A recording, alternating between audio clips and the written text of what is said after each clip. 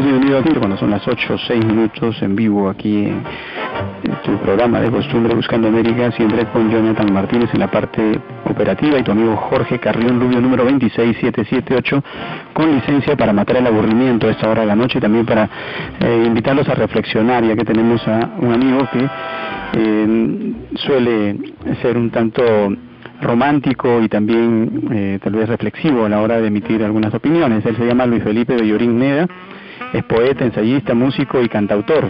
Lamentablemente no trajo la guitarra, pero ha prometido pues brindarnos música preparada, preelaborada a través de un CD que tiene algunos temas de su propia inspiración. Son tuyos los temas. Tus saludos, Luis Felipe. Sí, gracias, Jorge. Bueno, este es un CD que estoy con el grupo nosotros, con una orquesta, Luis Suárez, Soul Record Studio, y lo vas a disfrutar. Okay. Sé que los amigos de Buscando América lo van a disfrutar. Es canción contestataria, muy actualizada. Ajá.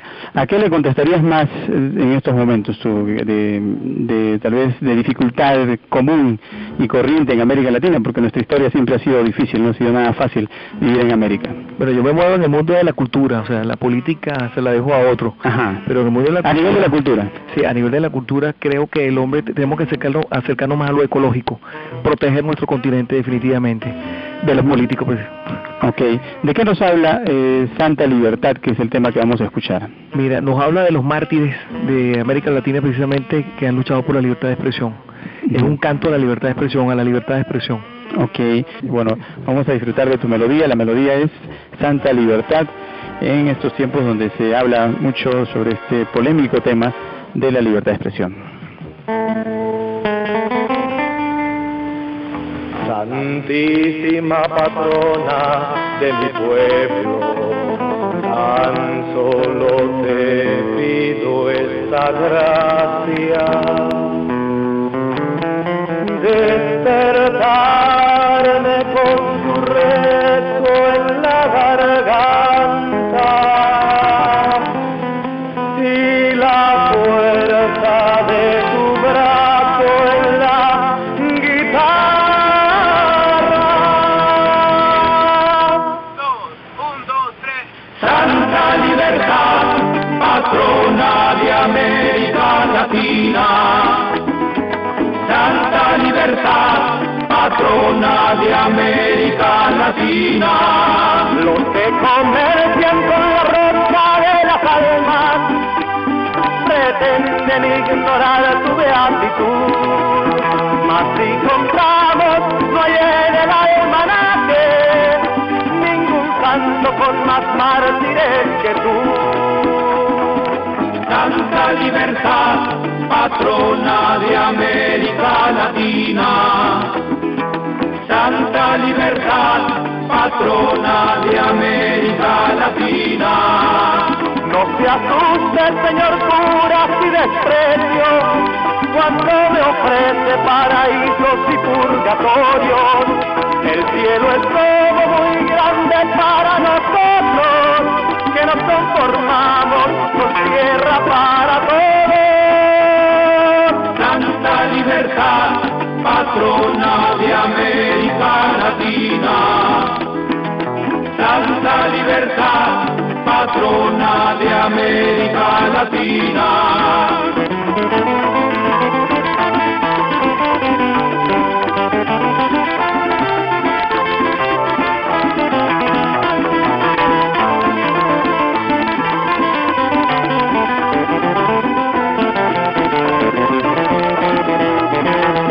Sus hijos derraman fronteras, preñan esperanzas por un vivir más justo. Apóstoles de sangre, los herejes del norte no quieren impedir tu culto. Santa Libertad, patrona de América Latina. Santa Libertad, patrona de América Latina. Alzaremos tu casa un oratorio con las manos repletas de paz. En el sitio exacto hasta donde llegaron y de donde no les dejamos pasar. Y no pasarán. Santa Libertad, patrona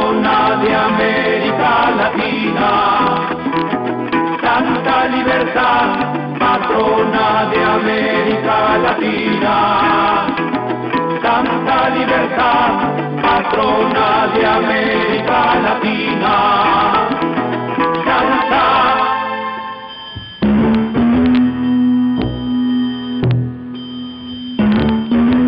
Bien, ahí escuchábamos Santa Libertad en la voz de Luis Felipe Bellorín Neda, que nos acompaña en esta noche.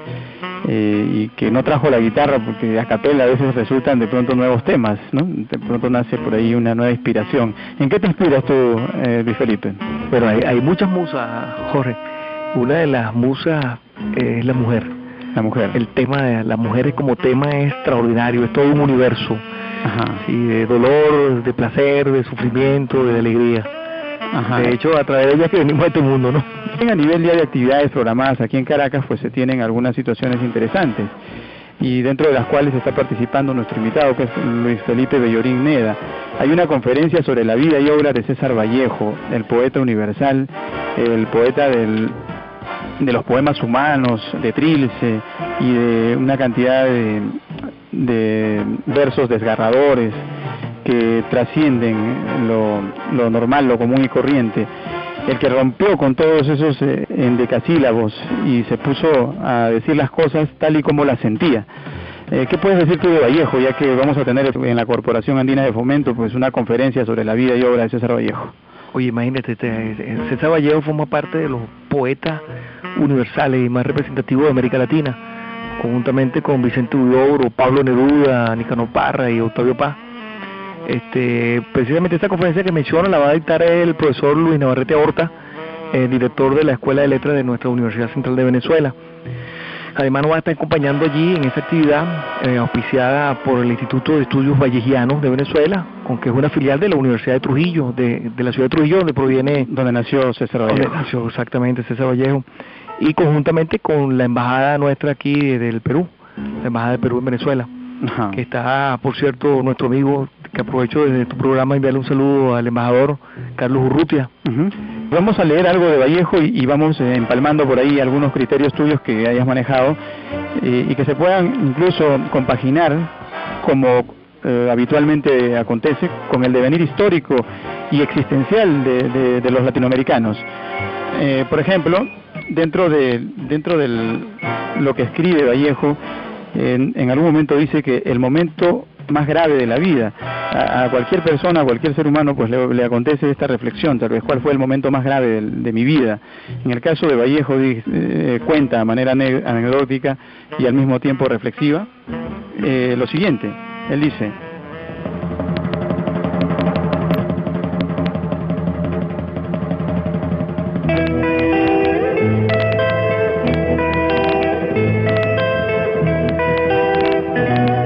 un hombre dijo: el momento más grave de mi vida estuvo en la batalla del Marne, cuando fui herido en el pecho. Otro hombre dijo: el momento más grave de mi vida ocurrió en el maremoto de Yokohama, del cual salvé milagrosamente, refugiado bajo el alero de una tienda de lacas. Y otro hombre dijo: el momento más grave de mi vida acontece cuando duermo de día. Y otro dijo: el momento más grave de mi vida ha estado en mi mayor soledad. Y otro dijo: el momento más grave de mi vida fue mi prisión en una cárcel del Perú. Y otro dijo: el momento más grave de mi vida es el haber sorprendido de perfil a mi padre. Y el último hombre dijo: el momento más grave de mi vida no ha llegado todavía. Bien, ¿qué podemos opinar sobre esta situación? ¿Cómo lo ubicas tú a Vallejo y cómo lo ubica de pronto el hombre común y corriente, el de a pie? Sí, imagínate, Vallejo con esa inmensa sensibilidad y ese sentido también de premonición, nos deja en este texto momentos que recoge de eso, precisamente andar a pie, ¿no? De salir de América y recorrer Europa. Efectivamente, uno también es un tema, la cotidianidad, la calle, eso. Uno recoge temas para la poesía, como lo menciona en este caso Vallejo. Por ejemplo, la muerte, el dolor, el sufrimiento, ¿no? Y también que no ha llegado todavía, porque de repente el último texto no ha sido escrito. Eso es lo que nos transmiten ese está texto. por venir. Sí, está por Y escrito. siempre es así, es una constante, ¿no? Es una constante. Ajá. ¿De qué manera ustedes se reúnen y hablan de Vallejo? ¿Cuál es la intención? ¿Cuál es el horizonte? Pero tú sabes que aquí se formó en Venezuela, el Instituto de Estudios Vallejianos de Venezuela, filial de la Universidad de Trujillo, como te mencionaba anteriormente. Ajá. Ahí está la amiga nuestra, la doctora Graciela Torres, médico, psiquiatra, y además también pediatra, autora de una decena de libros. El último libro, por cierto, se llama Patina, no sé si lo tiene. Un libro hermosísimo, no lo he visto eso. Una influencia tremenda de Vallejo, ¿no? Yeah. Bueno, entonces a mí me corresponde, por parte del instituto, organizar unos talleres internos. Y entonces, de todos esos talleres internos, nosotros tenemos especialistas o gente conocedora del tema en la poesía latinoamericana y universal, ¿no? Entonces, bueno, Vallejo es tema central de todos los encuentros. No solamente que lo leemos, lo analizamos, ¿no? Y además, entonces, se unen otros textos y otros autores. Por ejemplo, ahorita estamos estudiando la poesía romántica inglesa con Luis Alfredo Álvarez, profesor de la Universidad Católica.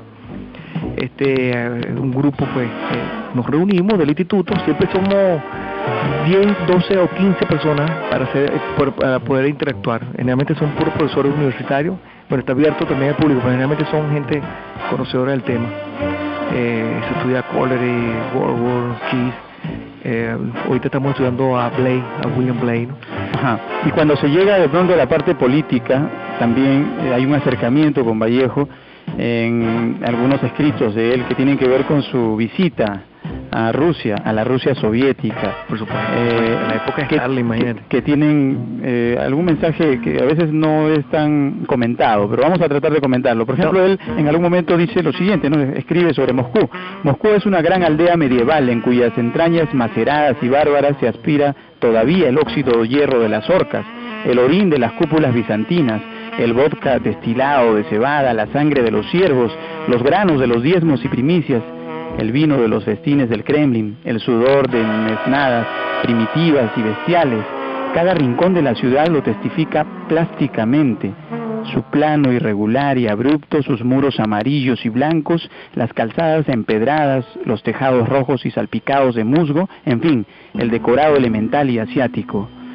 Solo que junto a las ruinas del pasado anterior a 1917, se advierten las ruinas y devastaciones producidas por la Revolución de Octubre y las guerras civiles que la siguieron. El bombardeo, los saqueos y destrucciones se hallan aún impresos en las puertas desquiciadas, en las ventanas rotas, en los techos volados, en los muros partidos, en los monumentos y edificios mutilados. Especialmente las iglesias, los palacios y las estatuas sufrieron una revisión histórica implacable. Se ve que, aparte de la ruinosa ciudad o ciudadela de Iván el Terrible, sobrevive allí la ruinosa ciudadela de la Revolución, es decir, los vestigios de un tremendo huracán político.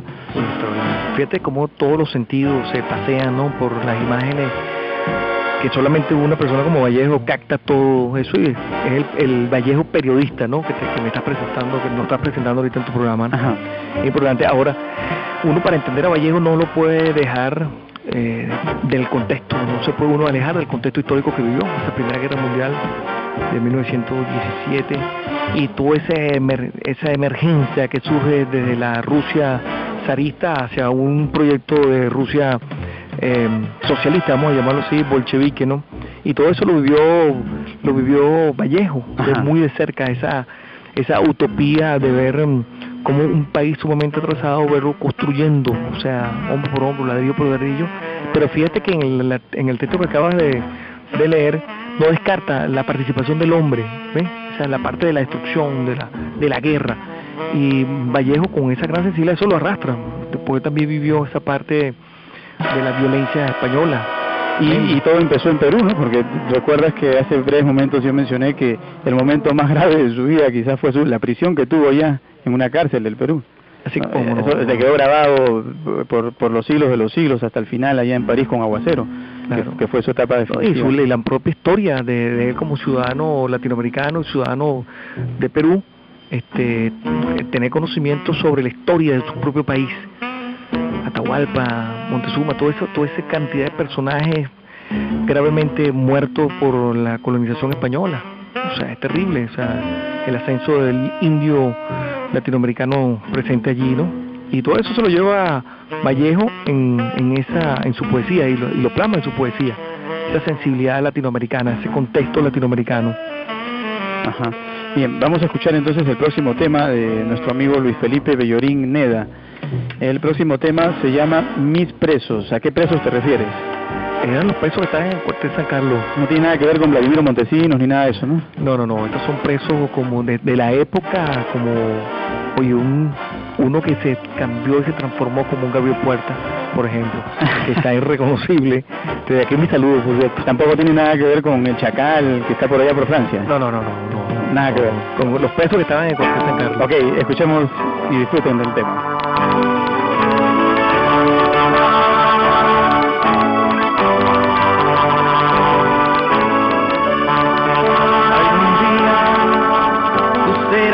Madre, algún día tú serás padre. Enséñale a tus hijos a ver los luceros, a tender su mano, a querer un árbol. No tengo más que decirte.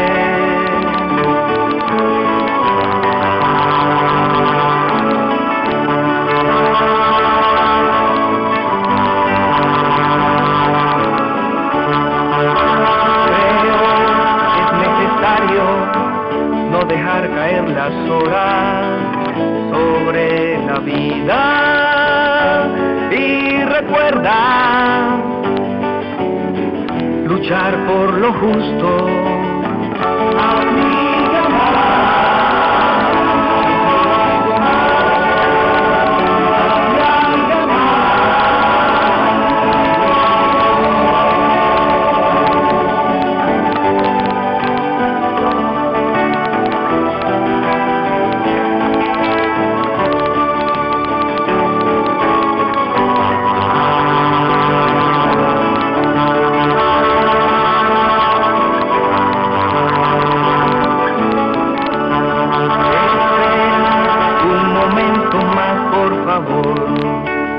tengo que darte la sonrisa que te falta.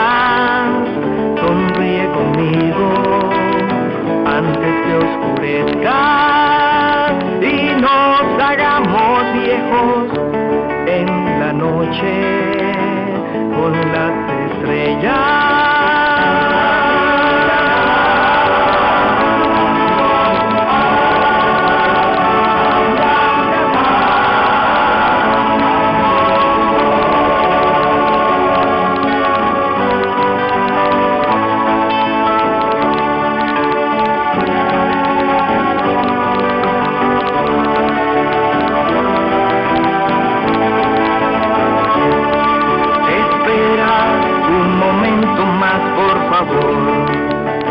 Tengo que darte la sonrisa que te falta.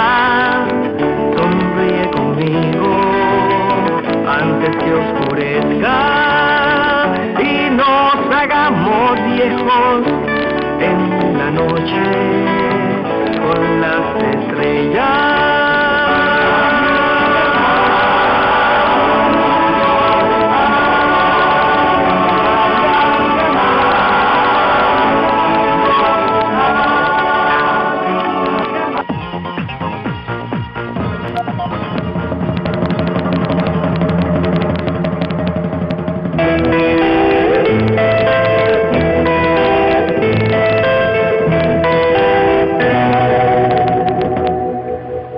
Yo no sufro este dolor como César Vallejo, yo no me duelo ahora como artista, como hombre ni como simple ser vivo siquiera.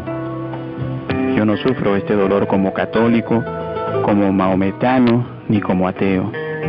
Hoy sufro solamente.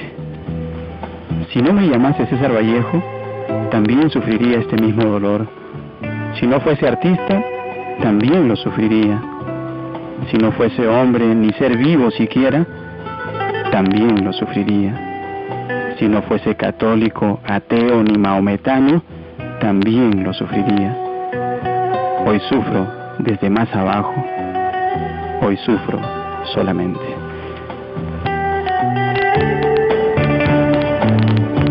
Bien. Otro desgarrador. No, es que toca las fibras. O sea, toca las fibras.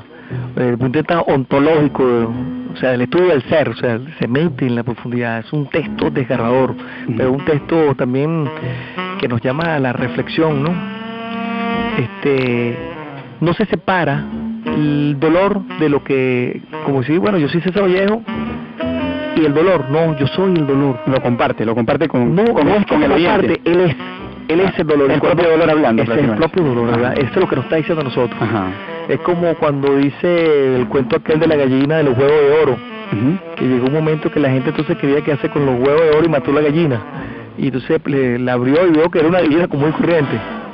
Y entonces cuando uno devuelve eso al ser humano, es que están hablando que la gallina es el ser humano que produce los huevos de oro. En este caso Vallejo nos está diciendo, señores, que nosotros somos el dolor. O sea, no hay separación alguna. Okay, y volviendo a la política con Vallejo, vamos a analizar algo más. Él también, dentro de lo que es reflexiones al pie del Kremlin, dice: no es la ciudad del porvenir Nueva York, se refiere a la Nueva York que él conoció, ¿no? Que sigue siendo la misma, porque hace poco estuve en Manhattan y la verdad que me la sigo imaginando igual anteriormente. El simple espectáculo de sus maravillas mecánicas no la inviste del título ni de las cualidades suficientes para ser la urbe del futuro. Estas maravillas mecánicas constituyen apenas uno de los materiales, el más anodino, del tipo de ciudad a que aspira la humanidad. Indudablemente el confort material, las facilidades de rapidez y precisión con que el progreso industrial encausa y motoriza a la vida humana son necesarios a la ciudad del porvenir, mas no basta que la sociedad produzca y consuma estos elementos de vida al azar. Menester es que su producción y consumo se democraticen, se socialicen. Menester es socializar el trabajo, la técnica, los medios e instrumentos de la producción de una parte y de la otra, la riqueza. El mundo de los justos no es posible sin esta doble socialización. Los Estados Unidos la han realizado. El capitalismo en general lleva consigo, según Marx, los gérmenes de ambos procesos. Pero en los Estados Unidos el progreso de la técnica ha determinado únicamente una cierta socialización del trabajo. Los medios e instrumentos de la producción, fábricas y tierras y los productos continúan de propiedad de unos cuantos. La fabricación de un alfiler es obra de 50 obreros. Está socializada, está hecha en sociedad. Pero el dueño del alfiler, el que se aprovecha de su venta, una vez deducida una mínima parte para el pago de los jornales, es un solo patrón, 2 o 4. A Nueva York le falta pues la socialización integral del trabajo de las fábricas y de los productos. ¿Qué podemos decir? Es extraordinario, fíjate el nivel, el respeto, la claridad de las ideas. O sea, a pesar de que estamos hablando de la época de Stalin, ¿no? Sí, ¿verdad? Y estamos hablando de prácticamente unos años remotos. Imagínate tú la fecha exacta, ¿no? Que vamos a ubicarla en esos momentos. Es como 1929, 28. Sí, más o menos. 29, 28. Sí, pero la claridad es extraordinaria. No, o sea, 31 fue la edición del libro. La edición del libro de los escritos periodísticos, pero es la claridad. Esto nos recuerda aquí en Venezuela a un filósofo llamado Ludovico Silva, y también nos remite y nos recuerda a este gran profesor político revolucionario, J.R. Núñez de Orio, por ejemplo, en el caso de la vigencia del marxismo, ¿no? Eso que nos legó. Fíjate que te pone la palabra socialización. Nosotros, cualquier estudioso, y la academia está clara, en que el socialismo es una forma de transición entre el capitalismo y el modo de producción comunista. Yo te utilizo, para los que nos están oyendo aquí, siguiendo América, modo de producción comunista. Y lo otro sería formación económica social, que son las particularidades donde se da el socialismo en cada sociedad en transición. Ahí, bueno, hay de todo, ahí eso se da de todo. En el caso del artículo escrito por Vallejo, está hablando de la formación económica social, la formación económica, o sea, el momento de transición, y la comparan en este caso con el modelo más avanzado del capitalismo mundial, que en este caso es los Estados Unidos. Ahí ya los Estados Unidos se habían lanzado en un reparto del mundo después de la Primera Guerra Mundial. Se lanza en esa producción extraordinaria, ¿no? Pero no deja, nos lo repite en varias oportunidades, el problema de la socialización, y después con aquella sutileza y aquel respeto, la cuestión de los dueños. participan 50 trabajadores, pero hay cuatro dueños, vamos a decirlo así. Ahora, para nosotros que estamos en América Latina y estamos en el 2003, en proceso de discusiones ideológicas tremendas, por lo menos en el caso venezolano, que está marcando pautas, discusiones tremendas de lo que es democracia. Aquí se ataca mucho la democracia en el sentido de libertad de expresión, pero vemos que cuando se llama a la libertad de expresión se hace a través de los mismos medios, y la gente no cae en cuenta de eso y siguen haciendo llamados por la pantalla tanto de la radio o de cualquier medio, pues, impreso o visual, en que aquí hay dictadura, que aquí hay terrorismo, etcétera, etcétera. Y aprovecho este momento para decirles a estos que dicen eso, que tengan cuidado, porque realmente nosotros estamos muy alejados de lo que es una dictadura, de lo que es la ausencia de libertad de expresión. Estamos muy alejados de eso. O sea que hay que tener mucho cuidado, y vamos a estos nuevos jóvenes que de repente no vivieron dictaduras como la del general Marco Pérez Jiménez, o dictaduras como la de Juan Vicente Gómez. En la época de Juan Vicente Gómez, nosotros, las universidades estaban cerradas, y igualmente en el caso de Marco Pérez Jiménez. O sea, nosotros gozamos ahorita de libertades tremendas. O sea, de hecho, fíjate el tema que estamos tocando, ya en cualquier otro momento ya nos hubiesen estado tocando la puerta y nos estuvieran arrastrando por hasta el piso de abajo, pues. O sea, tocar estos temas tan abiertamente como la evidencia del marxismo, o mencionar autores como mismo César Vallejo. Recordemos que César Vallejo, por prejuicio ideológico, fue vetado, y más bien en estos últimos años que Vallejo ha retomado el lugar que le corresponde como poeta latinoamericano y universal. Y dentro de Vallejo, la gente que escucha dirá, están hablando de un poeta, pero están hablando mucho de su relación política. Pero hablar de Vallejo es hablar de literatura, ¿no? Y de alguna manera pues hay que hablarlo literalmente en ese punto. Y qué mejor que, por ejemplo, de alguna forma también leer lo que él piensa sobre eso. Dice ahí, tranquilamente, al pie del Kremlin siempre, no hay literatura apolítica. No la ha habido ni la habrá nunca en el mundo. La literatura rusa defiende y exalta la política soviética. Guerra a la metafísica y a la psicología. Solo las disciplinas sociológicas determinan el alcance y las formas esenciales del arte. Los asuntos y problemas de que trata la literatura rusa corresponden estrictamente al pensamiento dialéctico de Marx. La inteligencia trabaja y debe trabajar siempre bajo el control de la razón. Nada de superrealismo, sistema decadente y abiertamente opuesto a la vanguardia intelectual soviética. Nada de freudismo, ni bergsonismo, nada de complejo, lívido, ni intuición, ni sueño. El método de creación artística es y debe ser consciente, realista, experimental, científico. Es más largo, ¿no? Pero no hay tiempo. Que está extraordinario la posición, porque lo que está planteando allí son las diferentes corrientes que están tomando auge en principio del siglo XX. Vallejo está muy atento a todas esas corrientes que acabas de mencionar, y coloca al hombre como estado consciente de su creación, como responsable de su creación y de su contexto, y ya lo dijimos anteriormente, su contexto histórico. O sea, Vallejo no está exento de lo que está sucediendo en su contexto histórico, en el momento del devenir histórico, y da respuesta con su sensibilidad al momento histórico que está recibiendo su poesía. O sea, es un hombre que está escribiendo. Es decir, detrás de cualquier creación literaria está un ser humano que padece, que siente, que come y que es víctima también de sus circunstancias. Y no se puede dejar de lado la política. Obviamente que siempre el hombre por naturaleza es un ser político.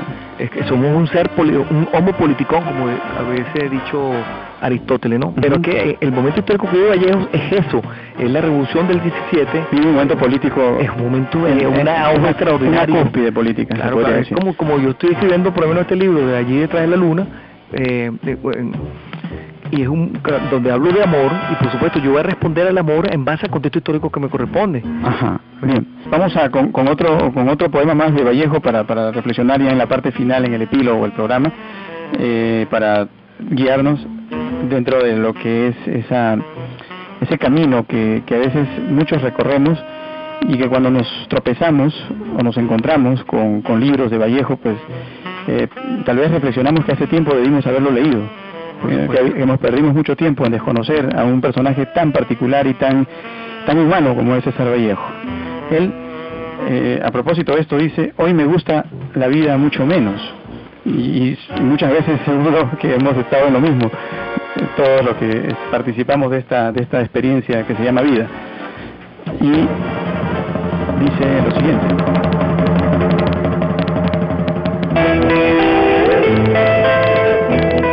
hoy me gusta la vida mucho menos, pero siempre me gusta vivir, ya lo decía.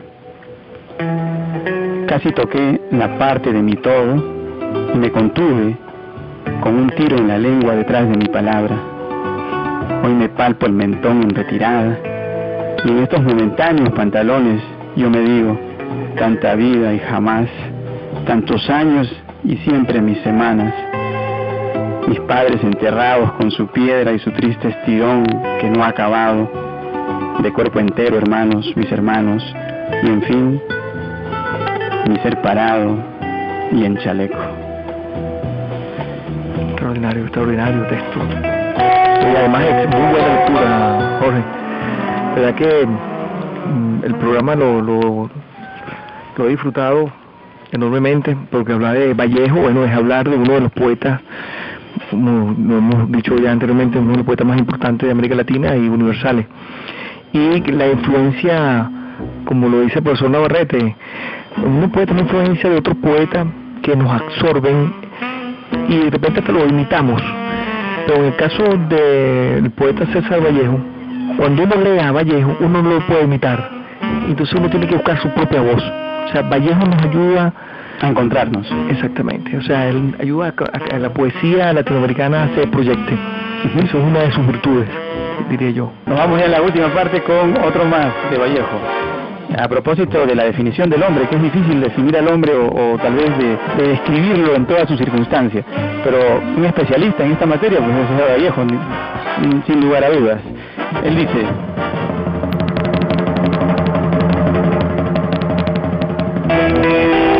considerando en frío imparcialmente que el hombre es triste, tose y sin embargo se complace en su pecho colorado, que lo único que hace es componerse de días, que es lóbrego mamífero y se peina, considerando que el hombre procede suavemente del trabajo y repercute jefe, suena subordinado, que el diagrama del tiempo es constante diorama en sus medallas, y a medio abrir sus ojos estudiaron desde lejanos tiempos su fórmula famélica de masa, comprendiendo sin esfuerzo que el hombre se queda a veces pensando, como queriendo llorar, y sujeto a tenderse como objeto, se hace buen carpintero, suda, mata y luego canta, almuerza, se abotona, considerando también que el hombre es en verdad un animal y no obstante, al voltear, me da con su tristeza en la cabeza, examinando en fin sus encontradas piezas, su retrete, su desesperación al terminar su día atroz borrándolo, comprendiendo que él sabe que le quiero, que le odio con afecto y me es en suma indiferente, considerando sus documentos generales y mirando con lentes aquel certificado que prueba que nació muy pequeñito, le hago una seña, viene y le doy un abrazo emocionado. ¿Qué más da? Emocionado. Bien, la despedida, Luis Felipe Bellorín Neda, te agradecemos por participar del programa y esperamos tenerte en una próxima oportunidad. Bueno, no, gracias Jorge, excelente, he pasado un momento bien agradable. Que todo sea felicidad y como siempre, a sonreír. Chao.